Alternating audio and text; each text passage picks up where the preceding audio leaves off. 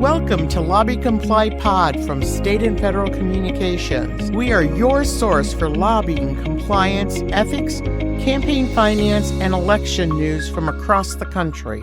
Hello, this is Elizabeth Bartz, President and CEO of State and Federal Communications.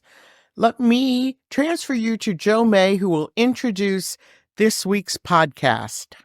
Thank you, Elizabeth. I have with me today Matt Kraig. Matt, welcome to LobbyComply Pod, and tell us what we'll be talking about today. Thank you for having me.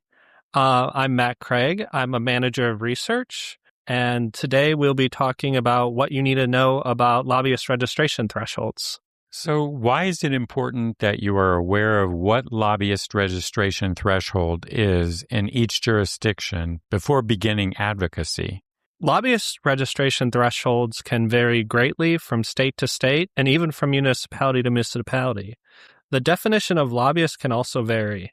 Lobbying laws can cover attempting to influence legislative action, administrative action, or procuring a contract, depending on your jurisdiction. How do you begin to determine whether you meet the registration threshold? So the first step is going to be determine what jurisdictions your advocacy activities will take place in or touch. Cities and counties can have lobbying laws that will require registrations before engaging with local officials. Some local agencies have rules establishing their own registration requirements. There are counties and states where municipal lobbying will trigger a requirement to register on the county or state level. In some instances, you will need to register on more than one level. You must also keep in mind that a few states have separate legislative and executive lobbying registration and reporting, requiring registration with two separate agencies. You mentioned the definition of lobbying can vary based on jurisdiction. Would finding the definition of lobbying based on the jurisdiction be the next step in determining the threshold? Absolutely. Once you determine where you may need to register, the first question that needs to be asked is whether your advocacy in the jurisdiction is even considered lobbying. Depending on who you plan on speaking with or your method of engagement, your activity may or may not be considered lobbying. If you would fall under the definition of a lobbyist in the jurisdiction, how would you determine whether you must register? Now, here's where you're going to want to determine the registration threshold. A registration threshold is a minimum measure of activity that must be reached before lobbyist registration is required. Many states are known as first toe in the water states, where they have no lobbyist threshold at all. These states require registration for any advocacy that meets the definition of lobbying. What if the jurisdiction is not a first toe in the water state?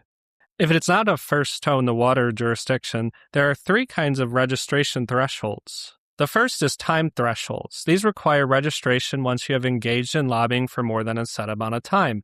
An example would be spending more than 8 hours on lobbying in a calendar year. The next would be income thresholds, which require registration upon receiving a set amount of income for lobbying during a period of time. For example, a lobbyist must register if they earn more than $1,000 for lobbying in a calendar year. And finally, expenditure thresholds require registration upon spending a set amount of money on lobbying. Be careful because gifts to state officials or employees can trigger a requirement to register under the expenditure threshold, even when there is no advocacy occurring. If the threshold is met, when would registration be required?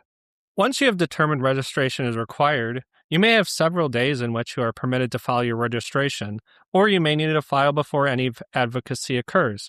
Be sure you know the timing requirements for registration to avoid fines for filing late. I think that's a wrap for our podcast today. Thank you so much, Matt, for being with us. Thank you for having me.